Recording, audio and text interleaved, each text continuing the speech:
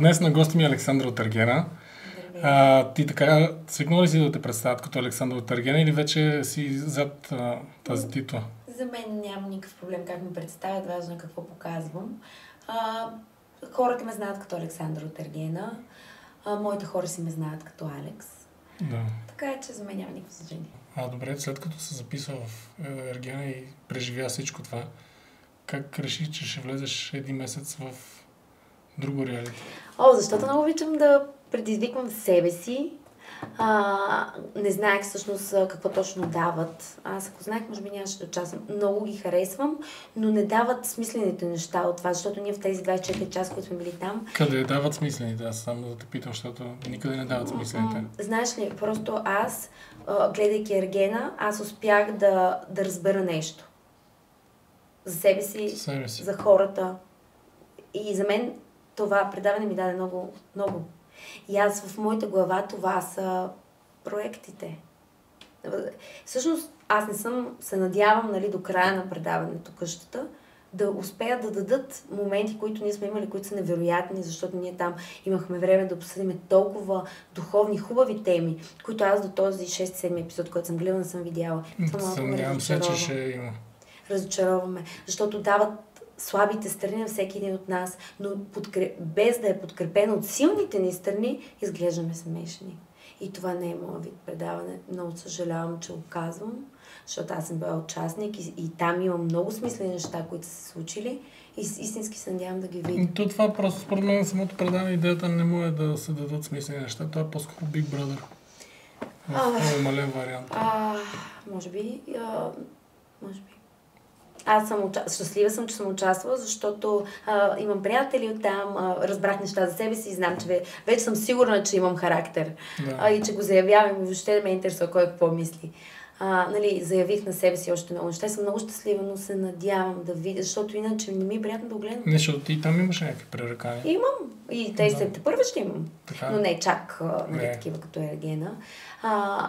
Но те не дават хубавите страни, защото то за да се случи това има някаква следствена причина. Те следствените причини, те го режат. Въобще все едно, ние сме някакви шантави, така и си викаме и крещиме. Което мен ме е странно да го гледам и аз не съм окей.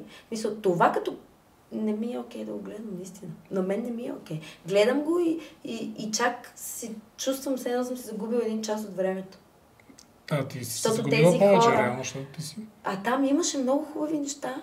Да. Тези хора, по принцип, не са това, което се вижда. Тези хора, всичките там имат много плюсове. Всичките, до един. И някак си не ми е... Ти с кой си остана там най-близък? Което е много странно, с Кумбата, защото ние сме много различни, с Ивка, с Перси, с Митко. Те са хора, много близки хора до моето сърце. В смисъл, много душата им е добра. За мен това е много голяма Ивка, бейби. Да, добричка. Така ли? Така мисля. Не знам аз. Или поне това съм видяла. Аз просто имам друго мнение за нея. Понеже това, което прави, не ми харесва. Аз може би не знам какво прави. Аз не съм наблюдавала тяхното творчество, така ще ти кажа. Аз ги познавам от къща. Примерно, Кумбата, гледайки го на един лайф, направо затварям лайфа и не искам да го гледам, защото това не е той. Не е това, което ти... Да, това си има някакъв образ, който си изградил. Да, нали, Кумбата е добър човек преди всичко. И това, което не е това, което сте за мен. И аз не искам да им следа творчеството. Да, ти искаш да си имаш твое си мнение. Да, защото аз наистина много ги харесвам. Видяла съм качества, доброта, които липсват в много хора. Добре, кои хора, примерно, вътре не можете да... Много съм различна с Анджи. Тя не е лош човек, но наистина сме различни вселени. Тя приема нещата много лично, да живее с нея е много трудно. Човек като мен да живее с човек като нея е много трудно, тя много вика. Постоянно иска да се сбута в това, което правиш ти. Аз съм много оправна в моя живот. Аз си знам моето. Аз не съм човек, който позволява някой лесно да му казва какво да прави. Много съм самостоятелна и то от много малка. И тя ти навлиза в пространството без да го респектира и това мен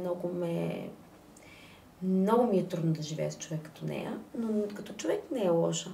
Може би наивна, може би това от годините, Да, годините, някой имаш разлика с годините. Имам разлика в годините и това прави една голяма разлика в много неща. И начина на мислене, предполагам също. И начина на викане, на поведение, аз обичам да ми е хубаво, да ми е спокойно, да кажем нещо смислено. Да. Така, те за това са ви събрали. Но се радвам, защото пак предизвиках себе си.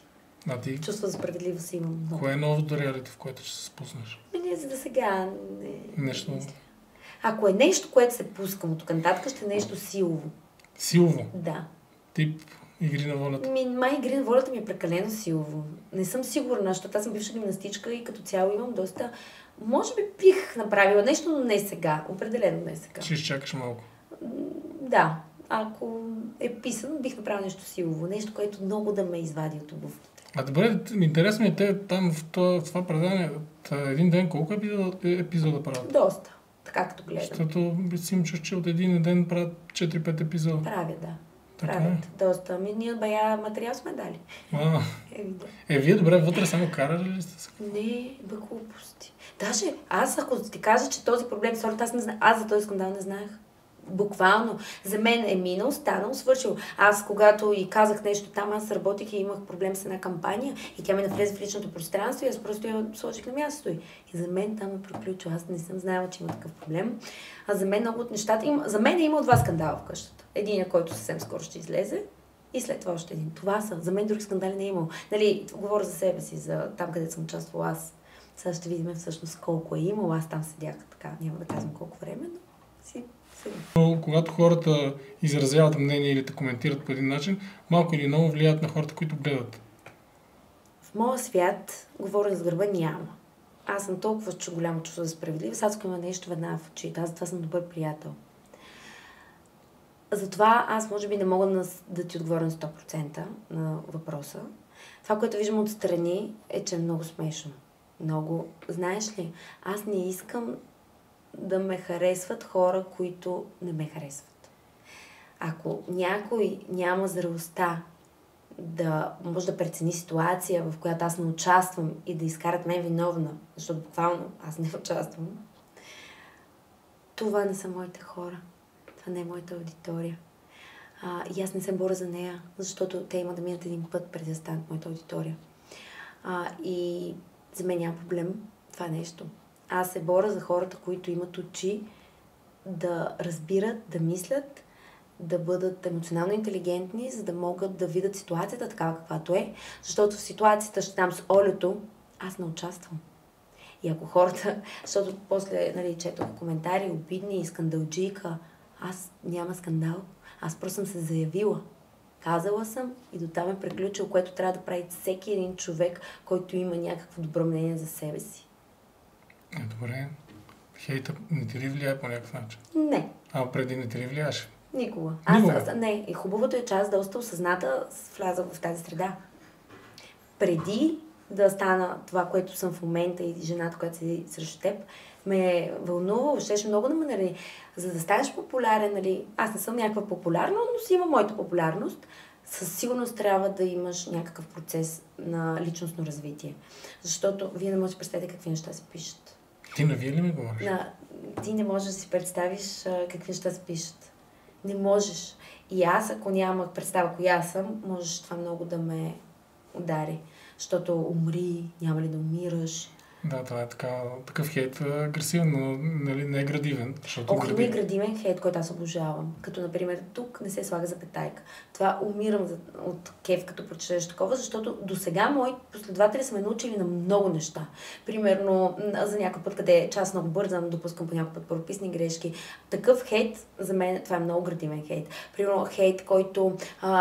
Аз пиех кафе с фреш от нар и го казах на хората за нар и полезните му свойства. Но моя последователка ми написа: Алекс, когато го пиеш с кафето и фреша, убиваш витамините. Това за мен е такъв, по такъв начин, няма значение, за мен това е нещо толкова нужно. И аз съм много благодарна за градивния хейт. Но не и за хейт, който мрази. Това ме наранява много мъчко. Ти вярваш ли в положителното мислене? Разбира се. Аз мятам, че фокусът е най-важното нещо, за да бъдем добре. А ти очакваш ли, примерно, като се запишеш такова предаване, да ти се случат някакви позитивни неща? Смисъл такъв, че Честно казано, нямах очаквания. Знаех, че трябва да отида. Усещането ми беше, че трябва да отида. Може би не съм знала какво да очаквам. Една от причините да не очаквам нищо. Аз просто исках да развия, нали, видеята, които правих. Ако момчето е моето, да се получи една красива история. Отидох с абсолютно отворено сърце. И, нали, да развия себе си, защото това е все пак и телевизия. Но не съм знаела точно какво е телевизия, нито съм предполагала, нито съм се борила всъщност за всичките неща, които... Очакваш ли се да натъкнеш на този негативизъм там? Не. Аз единственото нещо, което се притеснявам, когато отивах натам, е да не ме кара да се целувам с него, ако аз не искам. Това няма как да стане, предполагам, че... Няма, то напротив, даже в процес на случващото се, аз съм се целувала с него по собствено желание, защото го харесвах.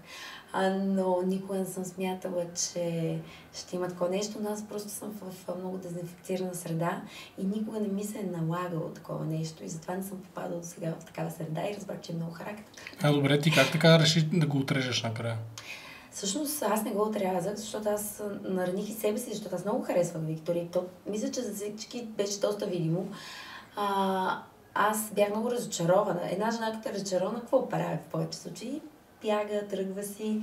Просто не знаех какво да правя с него, ако остана, при положение, че той е поступил така. Аз имам едни много така заявени ценностни... една много заявена ценностна система.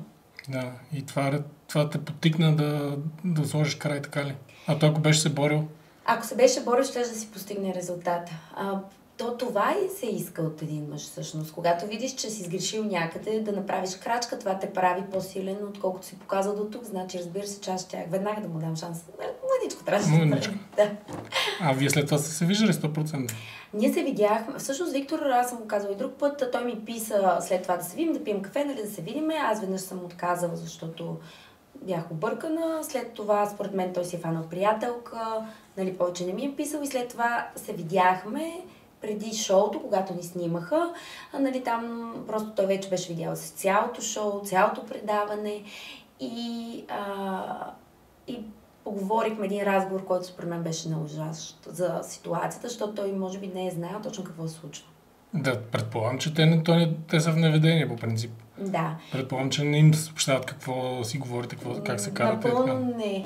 И разговорът ни беше много приятелски. Нали, казахме си така много неща, които може би ако си бяхме казали по-рано, ситуацията ще да е различна. Но вече аз си бях продължила напред. Вече ситуацията беше много различна. Никога повече не може да си имаш доверие на 100% в такава ситуация. Толкова ли си крайна? Аз ли? Да. Честно казано, крайна съм, но мога много бързо да балансирам, ако ми се даде причина. Можеш, правиш компромиси. Правя компромиси, ако видя причина, аз съм доста интелигентна. И когато видя, че има за какво бих се борила и бих правила компромиси. Да, добре.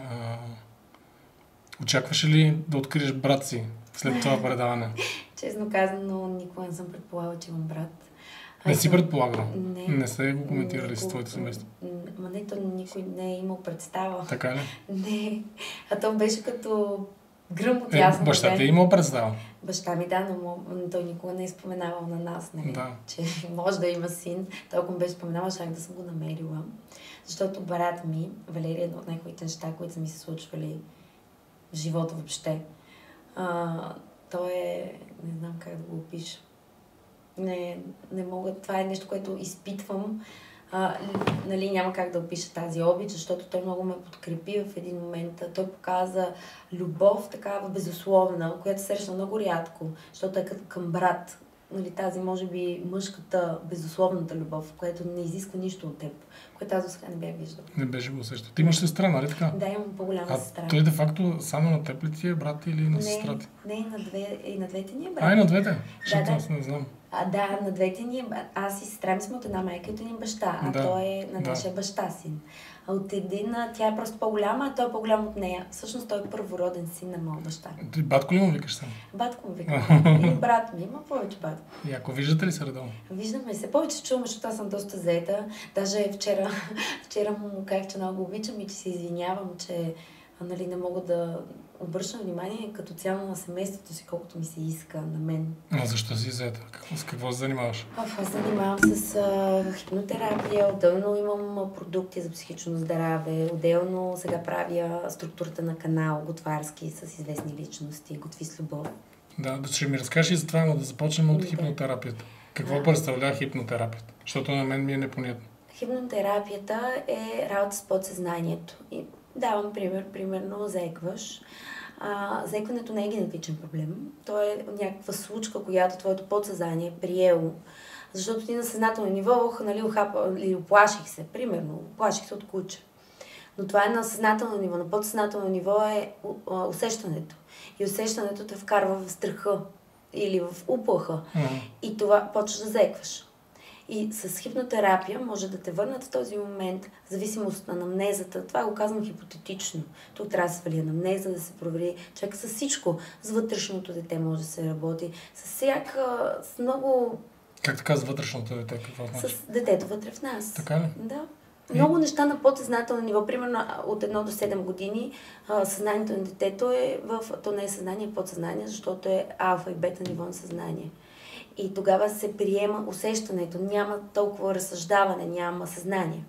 Да. Какво представлява тази... травмите. Ти ги хипнотизираш, така ли? Хипнотизирам ги, да. Чрез метод, който съм изучавала спрямо как възприемаш света, дали си кинестетик, аудионер, визионер. Може ли ходиш по улицата да ги приспиваш хората? Не. Защото съм гледал такива клипове. То има, защото само, че когато става въпрос за терапия, аз лично приемам това за несериозно. За мен подсъзнанието е много сериозно нещо. Аз самата за това не гледам телевизия.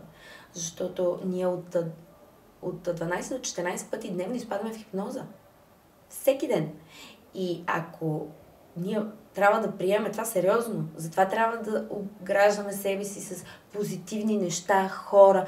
Аз затова не гледам телевизия. Ако гледам нещо, е филм, нали, нещо, което аз съм избрала за себе си. Но в никакъв случай няма да е масовия страх, нали, масовото нещастие, защото както има нещастие, така има щастие. Но в телевизията не дават щастието. Дават повече нещастие. И то трупа повече рейтинг, по принцип. И повече голям интерес има към чуждото нещастие. Но когато ти си в подсъзнателно ниво, без да знаеш, това е процес, тогава стават много внушения. И аз лично много дезинфекцирам средата си точно това. Добре, там в твоята отровната среда, в която беше, това как успя да се схраниш при положение, че ти избягваш негативизма, а там се изляда с кофе? Беше, после се възстановявах. Разбира се, 2 месеца ходих на терапия специално за това, защото аз бях капсуловала. Когато се прибрах, не усещах. Аз съм много радостен човек, аз мога да обичам всеки. Тогава не беше така. Въобще не чувствах нито тъга, нито радост, нищо. 2 месеца отидох на терапия, успях да... На каква терапия? Пак ли хипнотерапия? И на хипнотерапия бях и ходих на едни терапии с билки, които аз не веднъж съм споменавала, че съм ходила на Айласка. Аз съм доста така човек, който в годините е търсил себе си и съм пробвала много неща и съм много щастлива, че съм си позволила. Но тези дип терапии, те са за хора, които са минали по един път и имат ментално здраве, за да могат да се справят с такива дип терапии. Ти успяваш ли да им помогнеш, примерно да кажем на един човек, който заеква, както ти каза? Помагала съм, отказвали с цигарите, много неща съм. И като резултати, мисля, че не съм аз човек, който трябва да говори. Хората, които са се докосвали до мен, знаят, че имаме доста големи резултати. Разбира се, аз нищо не правя, аз просто съм в тях, в процеса. Всеки един човек минава напред по собствено желание. Добре, тъй като ги хипнотизираш, те всъщност заспиват ли или какво се случва реално? В едно ниво на алфа и бета съзнание. Все едно преди да заспиш, така се чувстваш. Само, че ти визуализираш нещо. Има много видове хипноза. Едното е чрез внушаване, аз я избягвам. Защото никога не можеш да си на 100% сигурен, че когато внушиш нещо, то не идва от теб. Затова, когато ние влезем в нашия кабинет и един терапевт, който се занимава с хипнотерапия, той трябва да не съществува в този момент. Той е там за човека. Но въпреки всичко, аз обичам да карам чрез усещане, да те накарам да се почувстваш по начина, създавам това усещане, което на теб в момента ти трябва, за да минеш по-напред в това, което искаш да постигнеш. Това не е ли много натоварващо? Аз съм създадена за тази работа, аз съм убедена. За мен това не е натоварващо. Аз в моя процес на моят спасяване, аз съм разбрала, че нищо не е лично. Кое е твоето спасяване? Чакай, че не. В смисъл, моят процес на това да бъда щастлива. Да. Защото аз в момента съм един щастлив човек. Аз не виждам много щастливи хора по улицата. Аз наистина съм много щастлива. Без нищо. В смисъл, аз нямам някаква определена причина и аз просто съм щастлива. Аз мога просто да си съществувам и да се чувствам добре. Без нищо. Без нищо. Без нищо. И аз не познавам много такива хора. Аз съм минала просто преди ме тежеше, чувствах много неща в себе. Сега не. Аз съм минала през много дълъг път, наистина. Аз даже ще напиша книга. Просто очаквам да е хепи енда. Да. Чакам последното, което... Няма ли до тебе някакъв момент? В момента не. Не? Не. От Ергена до сега никой? Имаше една година, да. Не съм говорила за него. Аз споменах, мисля, че преди Низ в подкаста. Не съм говорила за него, защото бяхме в процес да видим дали можем да имаме сериозни взаимоотношения. Той е един невероятен човек. Просто имаме различия. А ти труден характер ли си? Не бих казала. Свободолюбив? Да. Това да. Трудна не съм, защото аз ако седеш да говоря Той това е трудно за някой. Да, точно така. Аз ако седеш да говоря с мен, на всичко мога да измисля път и начин. Въпросът е, че когато един човек се мъчи за това, което ти си, вече там няма как да го измислиш, защото аз съм такава, каквато съм. Демек, той се опитва да те промени по някакъв начин. Не се е опитвал, просто му тежа. Виж му в повече.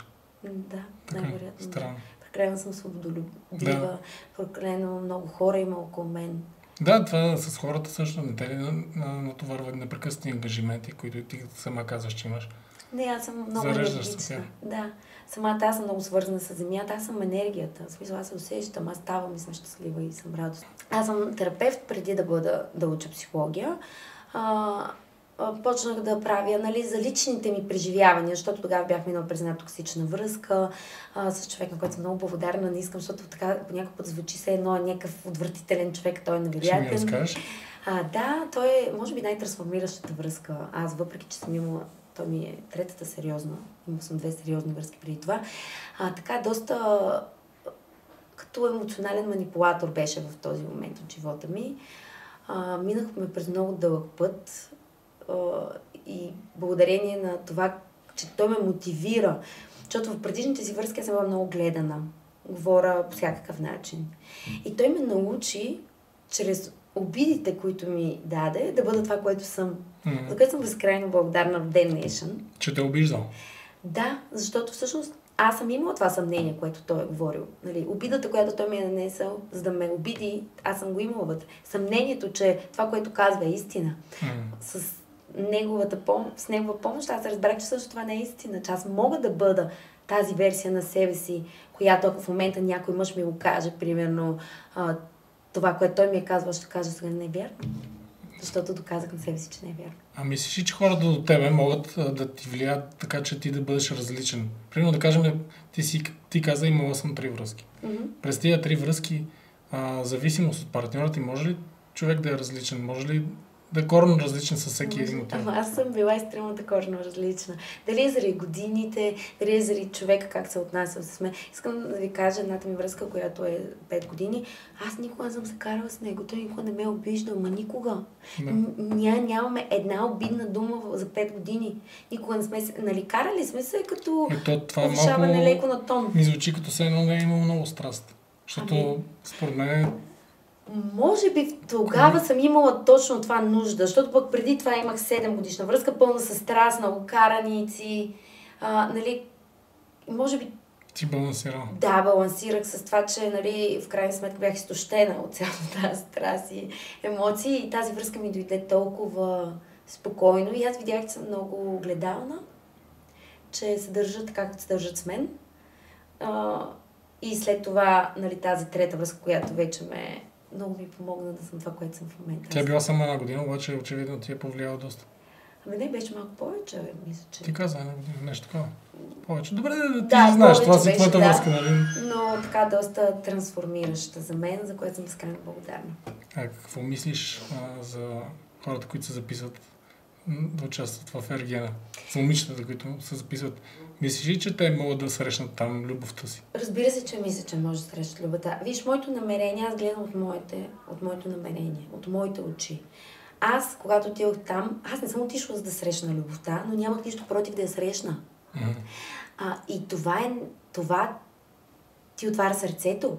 Това означава, че ти можеш да се влюбиш. И ако човека отсреща е с чисто сърце, защо не? Защото вие там преживявате за кратък период неща, които във връзки, може би, 1 година може да преживеете. Със сигурност е така, да.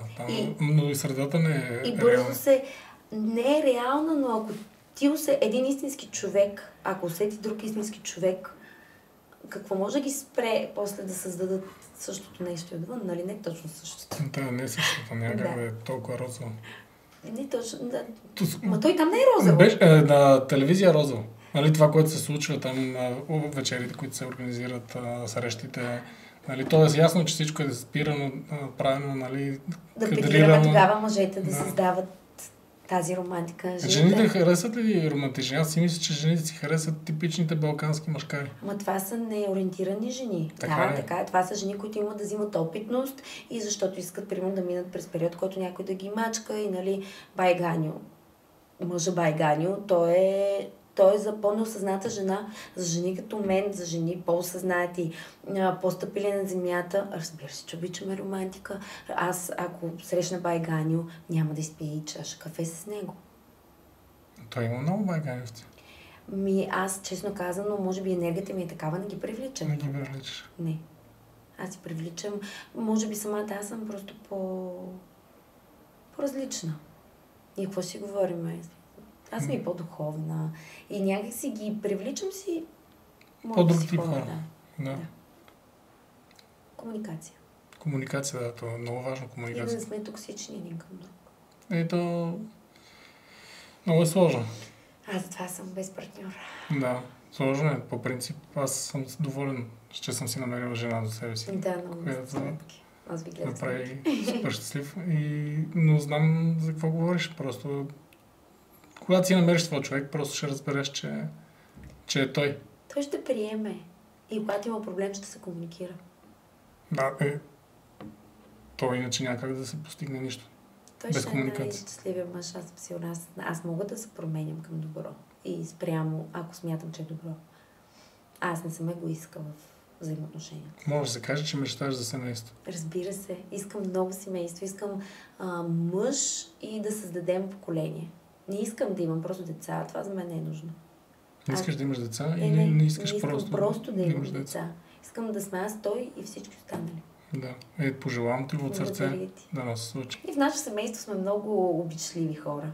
В смисъл, можеш да влезеш в нашето семейство и да останеш там. В смисъл, няма значение дали си кръв или не си, или си бил или не си, ти си вече част от нас. Примерно Ева. Аз не мога да повярвам, че съм живяла без Ева до този момент. Толкова ли сте близки? Ох, много я обичам. Ти не можеш да представиш колко я обичам. Защото с нея се чувствам себе си. С нея няма нужда да бъда, която е била. Съм щастлива. И пожелавам ти да имаш все повече приятели като Ева. Дай Боже. Това на всички ви го пожелавам, да имате приятели като Ева, защото това е богатство. Благодаря ти, Ерген. Да. И пожелавам ти да си направиш едно хубаво семейство. Благодаря ти. И ти благодаря, че дойде. Благодаря и на те пожелавам много любов и щастие. Мерси. Мерси.